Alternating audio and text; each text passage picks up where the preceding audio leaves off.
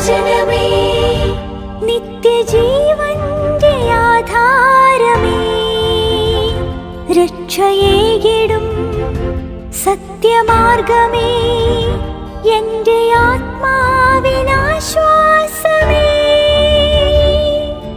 വചനം വചനം വചനം.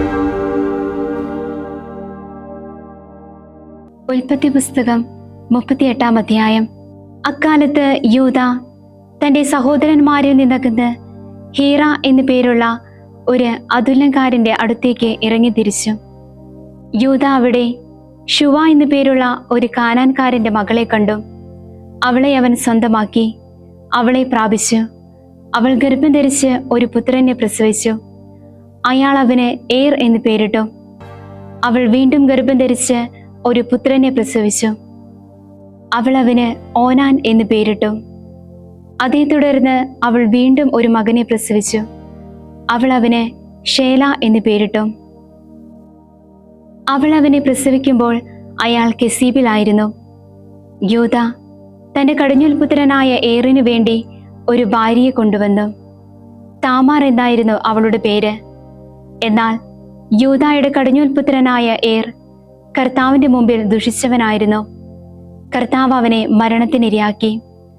അപ്പോൾ യൂദ ഓനാനോട് പറഞ്ഞു, നിന്റെ സഹോദരന്റെ ഭാര്യയെ പ്രാപിച്ച് അവൾക്ക് പ്രതിഭർത്താവായി നിന്റെ സഹോദരനു വേണ്ടി സന്താനത്തെ വളർത്തുക. സന്തതി തൻ്റേതായിരിക്കില്ലെന്ന് അറിയാമായിരുന്ന ഓനാൻ തന്റെ സഹോദരന് സന്താനത്തെ നൽകാതിരിക്കാൻ തന്റെ സഹോദര ഭാര്യയെ പ്രാപിച്ചപ്പോൾ നിലത്തേക്ക് ബീജം സ്രവിപ്പിച്ചു. അവൻ ചെയ്തത് കർത്താവിന്റെ ദൃഷ്ടികളിൽ തിന്മയായിരുന്നു. അവനെയും അവിടുന്ന് മരണത്തിനിരയാക്കി. അപ്പോൾ യൂദ തന്റെ മരുമകളായ താമാറിനോട് പറഞ്ഞു, എന്റെ മകൻ ഷേല വളരുന്നതുവരെ നിന്റെ പിതാവിന്റെ വീട്ടിൽ ഒരു വിധവയായി പാർക്കുക. എന്തെന്നാൽ അവൻ ആത്മഗതം ചെയ്തു. സഹോദരന്മാരെ പോലെ ഇവനും മരിക്കരുതല്ലോ. താമാർ പോയി തന്റെ പിതാവിന്റെ വീട്ടിൽ താമസിച്ചു. നാളുകളേറെ കഴിഞ്ഞപ്പോൾ യൂദായുടെ ഭാര്യ ശുവായുടെ മകൾ മരിച്ചു. ദുഃഖാചരണകാലം കഴിഞ്ഞ് യൂദ തന്റെ സുഹൃത്ത് അതുല്യംകാരൻ ഹീറായുടെ കൂടെ തിമ്നായിലേക്ക് തന്റെ ആടുകളുടെ രോമം കത്തിരിക്കുന്നവരുടെ അടുത്തേക്ക് പോയി. ആരോ താമാറിനെ ഇപ്രകാരം അറിയിച്ചു, അതാ നിന്റെ അമ്മായിയപ്പൻ തന്റെ ആടുകളുടെ രോമം മുറിക്കാൻ തിമ്നായിലേക്ക് പോകുന്നുണ്ട്. ഷേല വളർന്നിട്ടും അവൾ ഭാര്യയായി നൽകപ്പെട്ടില്ല എന്നു കണ്ട് അവൾ തന്റെ മേലുണ്ടായിരുന്ന വിധവാവസ്ത്രങ്ങൾ മാറ്റി ഒരു മൂടുപടം കൊണ്ട് മൂടി സ്വയം മറച്ച് അവൾ തിമ്നായിലേക്കുള്ള വഴിയിൽ എനയും കവാടത്തിങ്കൽ ഇരുന്നു. യൂദ അവളെ കണ്ടു. അവൾ മുഖം മൂടിയിരുന്നത് കൊണ്ട് അവളെ ഒരു വേശ്യയായി അവൻ കരുതി. വഴിയിലേക്ക് അവളുടെ നേർക്ക് കുനിഞ്ഞ് അവൻ പറഞ്ഞു, വന്നാലും ഞാൻ നിന്നെ പ്രാപിക്കട്ടെ. തന്റെ മരുമകളാണ് അവളെന്ന് അവൻ അറിഞ്ഞില്ല. അവൾ ചോദിച്ചു, താങ്കൾ എന്നെ പ്രാപിക്കുന്നതിന് എനിക്ക് എന്ത് തരും? അവൻ പറഞ്ഞു, ആട്ടിൻകൂട്ടത്തിൽ നിന്ന് ഒരാട്ടിൻകുട്ടിയെ ഞാൻ കൊടുത്തയക്കാം. അവൾ ചോദിച്ചു, താങ്കൾ കൊടുത്തയക്കുന്നതുവരെ ഒരു ഈട് തരുമോ? അവൻ ചോദിച്ചു, ഞാൻ നിനക്ക് തരേണ്ട ഈട് എന്താണ്? അവൾ പറഞ്ഞു, താങ്കളുടെ മുദ്രമോതിരവും വളയും കയ്യിലെ വടിയും. അവൾക്കവൻ അവ കൊടുക്കുകയും അവളെ പ്രാപിക്കുകയും ചെയ്തു. അങ്ങനെ അവൾ അവനിൽ നിന്ന് ഗർഭം ധരിച്ചു. അവൾ എഴുന്നേറ്റുപോയി തന്റെ മേലുണ്ടായിരുന്ന മൂടുപടം മാറ്റി വിധവാവസ്ത്രങ്ങൾ ധരിച്ചു. താൻ ഈടുകൊടുത്തവ ആ സ്ത്രീയുടെ കയ്യിൽ നിന്ന് തിരിച്ചെടുക്കാൻ അതുല്യംകാരനായ തന്റെ സ്നേഹിതന്റെ കയ്യിൽ യൂദ ഒരാട്ടിൻകുട്ടിയെ കൊടുത്തയച്ചു. എന്നാൽ അവളെ അവൻ കണ്ടെത്തിയില്ല. അവൻ അവളുടെ സ്ഥലത്തെ ആളുകളോട് ഇപ്രകാരം അന്വേഷിച്ചു, എനയുമിലെ വഴിവെക്കലുണ്ടായിരുന്ന വേശ്യ എവിടെ? അവർ പറഞ്ഞു, ഇവിടെ ഒരു വേശ്യ ഉണ്ടായിരുന്നില്ല. അവൻ യൂദായുടെ പക്കൽ തിരിച്ചു ചെന്ന് പറഞ്ഞു, ഞാൻ അവളെ കണ്ടെത്തിയില്ല. അവിടെ ഒരു വേശ്യ ഉണ്ടായിരുന്നില്ല എന്നാണ് അവിടുത്തെ ആളുകൾ പറഞ്ഞത്. യൂദ പറഞ്ഞു, അവൾ അവ സ്വന്തമായി എടുത്തുകൊള്ളട്ടെ, നമ്മൾ പരിഹാസ്യരാകരുതല്ലോ. ഇതാ ഞാൻ ഈ ആട്ടിൻകുട്ടിയെ കൊടുത്തയച്ചു, നീയാകട്ടെ അവളെ കണ്ടെത്തിയുമില്ല. ഏകദേശം 3 മാസം കഴിഞ്ഞപ്പോൾ യൂദായിക്ക് ഇപ്രകാരം അറിയിപ്പ് കിട്ടി, നിന്റെ മരുമകൾ താമാർ വേശ്യാവൃത്തി നടത്തി. മാത്രമല്ല അവളിപ്പോൾ വേശ്യാവൃത്തിയിലൂടെ ഗർഭിണിയുമാണ്. അപ്പോൾ യൂദ പറഞ്ഞു, അവളെ പുറത്തിറക്കുക, അവൾ ദഹിപ്പിക്കപ്പെടട്ടെ.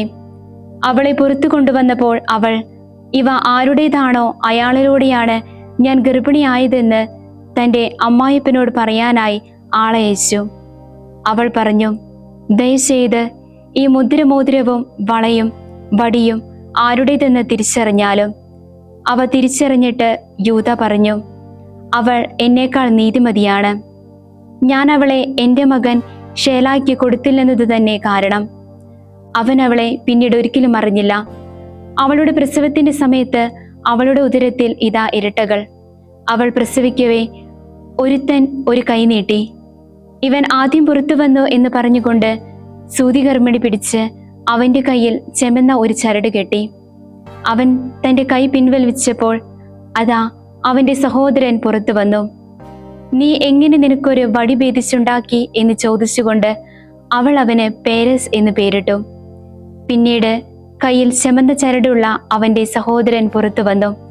അവന് സേർഹ് എന്ന് പേരിട്ടു. ഉൽപ്പത്തി പുസ്തകം 39-ാം അധ്യായം. ജോസഫ് ഈജിപ്തിലേക്ക് നയിക്കപ്പെട്ടു. അവനെ അവിടേക്ക് കൊണ്ടുവന്ന ഇസ്മായിലരുടെ കയ്യിൽ നിന്ന് ഫറവോയുടെ ഉദ്യോഗസ്ഥനും കാവൽപ്പടയുടെ നായകനുമായ പൊത്തിഫർ എന്ന ഈജിപ്തുകാരൻ അവനെ വാങ്ങി. കർത്താവ് ജോസഫിന്റെ കൂടെ ഉണ്ടായിരുന്നു. അവൻ ഐശ്വര്യവാനായിരുന്നു. ഈജിപ്തുകാരനായ തന്റെ യജമാനന്റെ വീട്ടിലായിരുന്നു അവൻ. കർത്താവ് അവന്റെ കൂടെയുണ്ടെന്നും അവൻ ചെയ്യുന്നതെല്ലാം കർത്താവ് അവന്റെ കരം വഴി മംഗളകരമാക്കുന്നെന്നും അവന്റെ യജമാനൻ കണ്ടു. ജോസഫ് അയാളുടെ ദൃഷ്ടികളിൽ പ്രീതി കണ്ടെത്തി. അവൻ അയാളെ ശുശ്രൂഷിച്ചു. അയാൾ അവനെ തന്റെ ഭവനത്തിന്റെ മേൽ നിയോഗിക്കുകയും തനിക്കുള്ളതെല്ലാം അവന്റെ കയ്യിൽ ഏൽപ്പിക്കുകയും ചെയ്തു. ജോസഫിനെ ആ ഈജിപ്തുകാരൻ തന്റെ വീട്ടിലും തനിക്കുള്ള എല്ലാറ്റിന്മേലും ചുമതലപ്പെടുത്തിയപ്പോൾ മുതൽ അവനെ പ്രതി കർത്താവ് അയാളുടെ ഭവനത്തെ അനുഗ്രഹിച്ചു. അയാളുടെ വീട്ടിലും വയലിലുമായി അയാൾക്കുണ്ടായിരുന്ന എല്ലാറ്റിലും കർത്താവിന്റെ അനുഗ്രഹമുണ്ടായി. അയാൾ തനിക്കുണ്ടായിരുന്നതെല്ലാം ജോസഫിന്റെ കയ്യിലാണ് വിട്ടുകൊടുത്തിരുന്നത്. താൻ കഴിക്കുന്ന ഭക്ഷണത്തെക്കുറിച്ചല്ലാതെ തന്നോടൊപ്പമുണ്ടായിരുന്ന മറ്റൊന്നിനെക്കുറിച്ചും അയാൾ ശ്രദ്ധിച്ചിരുന്നില്ല. ജോസഫ് രൂപഭംഗിയുള്ളവനും കാഴ്ചയ്ക്ക് സുന്ദരനുമായിരുന്നു. കുറച്ചുനാൾ കഴിഞ്ഞപ്പോൾ അവന്റെ യജമാനന്റെ ഭാര്യ ജോസഫിൽ നോട്ടമിട്ടു. അവൾ പറഞ്ഞു, എൻ്റെ കൂടെ ശയിക്കുക.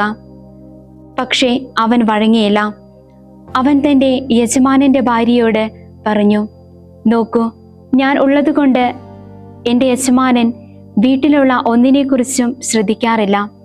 അദ്ദേഹത്തിനുള്ളതെല്ലാം എൻ്റെ കയ്യിൽ അദ്ദേഹം ഏൽപ്പിച്ചിരിക്കുകയാണ്. എന്നേക്കാൾ വലിയവനായി ആരും ഈ ഭവനത്തിലില്ല. നിങ്ങളെയല്ലാതെ മറ്റൊന്നും അദ്ദേഹം എന്നിൽ നിന്ന് മാറ്റി നിർത്തിയിട്ടില്ല. അത് നിങ്ങൾ അദ്ദേഹത്തിന്റെ ഭാര്യ ആയതുകൊണ്ടാണ്. ഞാൻ എങ്ങനെയാണ് ഈ വലിയ തിന്മ പ്രവർത്തിച്ച് ദൈവത്തിനെതിരെ പാപം ചെയ്യുന്നത്? അനുദിനം അവൾ ജോസഫിനോട് ഇவ்விധം പറഞ്ഞുകൊണ്ടിരുന്നെങ്കിലും അവളോട് കൂടെ ശയിക്കുന്നതിലോ അവളോടൊപ്പം ആയിരിക്കുന്നതിലോ അവൻ അവളെ അനുസരിച്ചില്ല. അങ്ങനെയിരിക്കെ ഒരു ദിവസം അവൻ തന്റെ ജോലി ചെയ്യാനായി വീട്ടിലേക്ക് വന്നു. വീട്ടുകാരും അവിടെ വീട്ടിലില്ലായിരുന്നു. അപ്പോൾ എൻ്റെ കൂടെ ശയിക്കുക എന്ന് പറഞ്ഞുകൊണ്ട് അവനെ അവൾ അവന്റെ മേലങ്കിയിൽ കടന്നു പിടിച്ചു. എന്നാൽ തന്റെ മേലങ്കി അവളുടെ കയ്യിൽ വിട്ടിട്ട് അവൻ പുറത്തേക്ക് ഓടിപ്പോയി. അവന്റെ കുപ്പായം തന്റെ കയ്യിൽ വിട്ടിട്ട് അവൻ പുറത്തേക്ക് ഓടിപ്പോയെന്ന് കണ്ടപ്പോൾ അവൾ തന്റെ ഭവനാംഗങ്ങളെ വിളിച്ച് അവരോട് പറഞ്ഞു, നോക്കൂ, നമ്മെ അപമാനിക്കാൻ ഒരു ഹെബ്രായനെ അദ്ദേഹം നമുക്കായി കൊണ്ടുവന്നിരിക്കുന്നു. എന്നോടത്ത് ശയിക്കാൻ അവൻ എന്നെ സമീപിച്ചു. എന്നാൽ ഞാൻ വലിയ സ്വരത്തിൽ അലറി. ഞാൻ സ്വരമുയർത്തുന്നതും അലറി വിളിക്കുന്നതും കേട്ടപ്പോൾ അവൻ തന്റെ മേലങ്കി എൻ്റെ അരികിൽ ഉപേക്ഷിച്ചിട്ട് പുറത്തേക്ക് കടന്ന് രക്ഷപ്പെട്ടു. അവന്റെ യജമാനൻ വീട്ടിലേക്ക് വരുവോളം അവൾ ആ കുപ്പായം തന്റെ പക്കൽ സൂക്ഷിച്ചു. അവൾ അവനോട് അതേ കാര്യങ്ങൾ ഇപ്രകാരം പറഞ്ഞു, അങ്ങ് നമുക്കായി കൊണ്ടുവന്ന ആ ഹെബ്രായ ദാസൻ എന്നോട് ശൃംഗരിക്കാൻ വന്നു. എന്നാൽ ഞാൻ സ്വരമുയർത്തുകയും അലറി വിളിക്കുകയും ചെയ്തപ്പോൾ അവൻ തന്റെ മേലങ്കി എൻ്റെ അരികിൽ ഉപേക്ഷിച്ചിട്ട് പുറത്തേക്ക് ഓടിപ്പോയി. ഇപ്രകാരമുള്ള കാര്യങ്ങളാണ് അങ്ങയുടെ ദാസൻ എന്നോട് ചെയ്തതെന്ന് ഭാര്യ തന്നോട് പറഞ്ഞ വാക്കുകൾ അവന്റെ യജമാനൻ കേട്ടപ്പോൾ അയാളുടെ കോപം ജ്വലിച്ചു. ജോസഫിന്റെ യജമാനൻ അവനെ പിടിച്ച് രാജാവിന്റെ തടവുകാരെ ബന്ധിച്ചിരുന്ന സ്ഥലത്ത് കാരാഗ്രഹത്തിലാക്കി. അങ്ങനെ അവൻ അവിടെ കാരാഗ്രഹത്തിലായി. കർത്താവ് ജോസഫിന്റെ കൂടെ ഉണ്ടായിരുന്നു. അവിടുന്ന് അവനോട് കാരുണ്യം കാണിച്ചു. അവന് കാരാഗ്രഹാധിപന്റെ ദൃഷ്ടികളിൽ അവിടുന്ന് പ്രീതി നൽകുകയും ചെയ്തു. കാരാഗ്രഹത്തിലുണ്ടായിരുന്ന തടവുകാരിയെല്ലാം കാരാഗ്രഹാധിപൻ ജോസഫിന്റെ കയ്യിൽ ഏൽപ്പിച്ചു. അവിടെയുള്ള എല്ലാ തൊഴിലിടപാടുകളും അവനാണ് ചെയ്തിരുന്നത്. അവൻ കൈകാര്യം ചെയ്ത ഒന്നിനും കാരാഗ്രഹാധിപന്റെ മേൽനോട്ടം വേണ്ടി വന്നില്ല. കാരണം അവന്റെ കൂടെ കർത്താവ് ഉണ്ടായിരുന്നു. അവൻ ചെയ്യുന്നത് കർത്താവ് ശുഭമാക്കിയിരുന്നു. 31-ാം സങ്കീർത്തനം. കർത്താവെ, അങ്ങയിൽ ഞാൻ അഭയം തേടുന്നു. ഞാൻ ഒരിക്കലും ലജ്ജിക്കാതിരിക്കട്ടെ. അങ്ങയുടെ നീതിയാൽ എന്നെ സുരക്ഷിതനാക്കണമേ. എന്റെ നേരെ അങ്ങയുടെ ചെവി ചായ്ച്ച് എന്നെ വേഗം മോചിപ്പിക്കണമേ. അങ്ങ് എനിക്ക് സങ്കേതമായ പാറയും എന്നെ രക്ഷിക്കുന്നതിനുള്ള സുരക്ഷ കോട്ടയുമായി തീരണമേ. എന്തെന്നാൽ അങ്ങാണ് എൻ്റെ ശിലയും ദുർഗവും. അങ്ങയുടെ നാമത്തെ പ്രതി എന്നെ നയിക്കുകയും കൂട്ടിക്കൊണ്ടു പോവുകയും ചെയ്യണമേ. എനിക്കായി ഒളിച്ചു വെച്ചിരുന്ന വലയിൽ നിന്ന് എന്നെ പുറത്തെടുക്കണമേ. അങ്ങാണല്ലോ എൻ്റെ സങ്കേതം. അങ്ങയുടെ കയ്യിൽ എൻ്റെ പ്രാണനെ ഞാൻ ഭരമേൽപ്പിക്കുന്നു. കർത്താവെ, വിശ്വസ്തനായ ദൈവമേ, അങ്ങെന്നെ വിമോചിപ്പിച്ചിരിക്കുന്നു. വ്യർത്ഥ വിഗ്രഹങ്ങൾ സൂക്ഷിക്കുന്നവരെ ഞാൻ വെറുക്കുന്നു. ഞാൻ കർത്താവിൽ ആശ്രയിക്കുന്നു. അങ്ങയുടെ കാരുണ്യത്തിൽ ഞാൻ ആനന്ദിച്ച് സന്തോഷിക്കും. എന്തെന്നാൽ അങ്ങ് പീഡകൾ കണ്ടിരിക്കുന്നു. ക്ലേശങ്ങളിലായിരുന്ന എൻ്റെ ആത്മാവിനെ അങ്ങ് അറിഞ്ഞിരിക്കുന്നു. ശത്രുവിൻ്റെ കയ്യിൽ അങ്ങെന്നെ ഏൽപ്പിച്ചു കൊടുത്തില്ല. വിശാല സ്ഥലത്ത് എൻ്റെ കാലുകൾ അങ്ങ് ഉറപ്പിച്ചിരിക്കുന്നു. കർത്താവെ, ഞാൻ ക്ലേശിതനാകിയാൽ എന്നിൽ കനിയണമേ. വ്യസനം കൊണ്ട് എൻ്റെ നയനവും ജീവനും ഉദരവും ക്ഷയിച്ചിരിക്കുന്നു.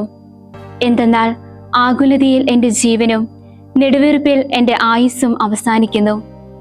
എൻ്റെ കുറ്റം കൊണ്ട് എൻ്റെ ശക്തി തളരുന്നു. എൻ്റെ അസ്ഥികൾ ക്ഷയിക്കുന്നു. എൻ്റെ എല്ലാ എതിരാളികൾക്കും ഞാൻ പരിഹാസപാത്രമായി. എൻ്റെ അയൽക്കാർക്ക് അതിലേറെയും. എൻ്റെ പരിചിതർക്കോ ഒരു ഭയഹേതുവും. തെരുവിൽ എന്നെ കാണുന്നവർ എന്നിൽ നിന്ന് ഓടിയകലുന്നു. മൃതിനു തുല്യം ഞാൻ ഹൃദയത്തിൽ നിന്ന് വിസ്മൃതനായിരിക്കുന്നു.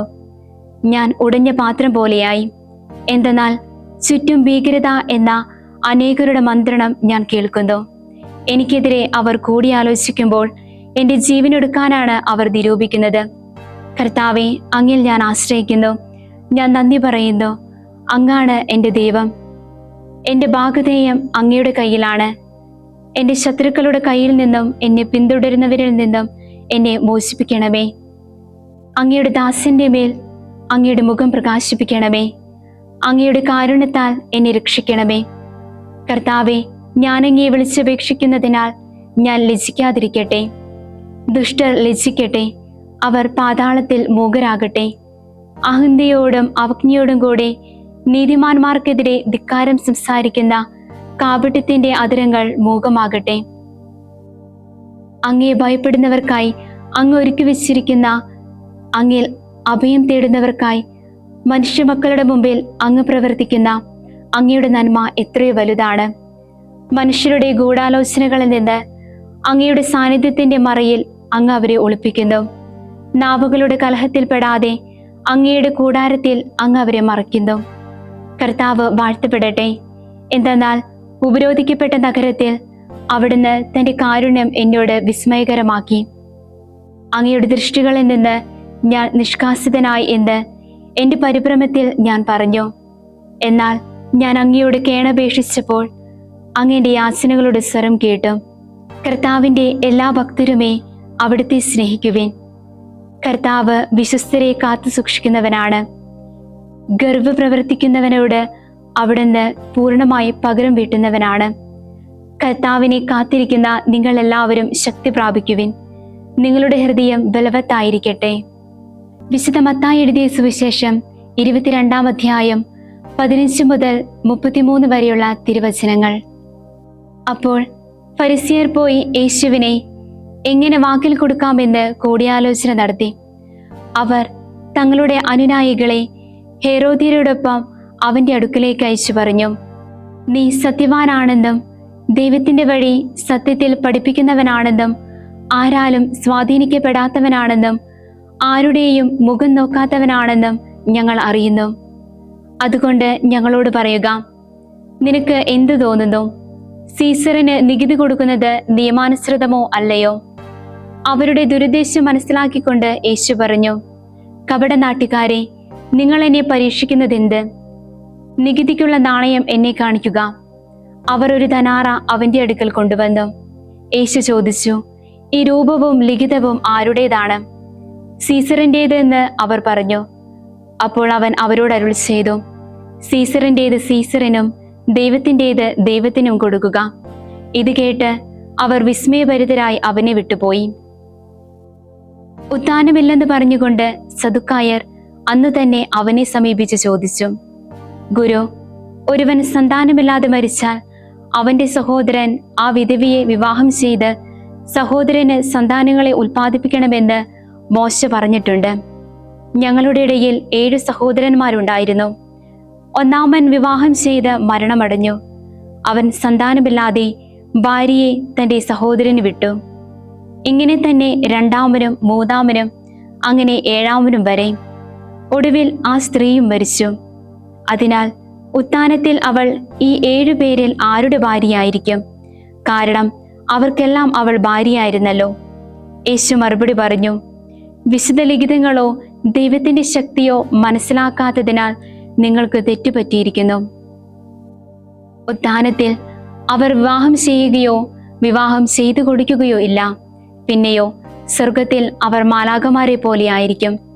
മരിച്ചവരുടെ ഉത്ഥാനത്തെപ്പറ്റി ദൈവം നിങ്ങളോട് അരുൾ ചെയ്തിരിക്കുന്നത് നിങ്ങൾ വായിച്ചിട്ടില്ലേ? ഞാൻ അബ്രാഹത്തിന്റെ ദൈവവും ഇസ്ഹാക്കിന്റെ ദൈവവും യാക്കോബിന്റെ ദൈവവുമാണ്. അവിടുന്ന് മരിച്ചവരുടെ ദൈവമല്ല, ജീവിക്കുന്നവരുടേതാണ്. ജനക്കൂട്ടം ഇത് കേട്ടപ്പോൾ അവന്റെ പ്രബോധനത്തെപ്പറ്റി ആശ്ചര്യപ്പെട്ടു.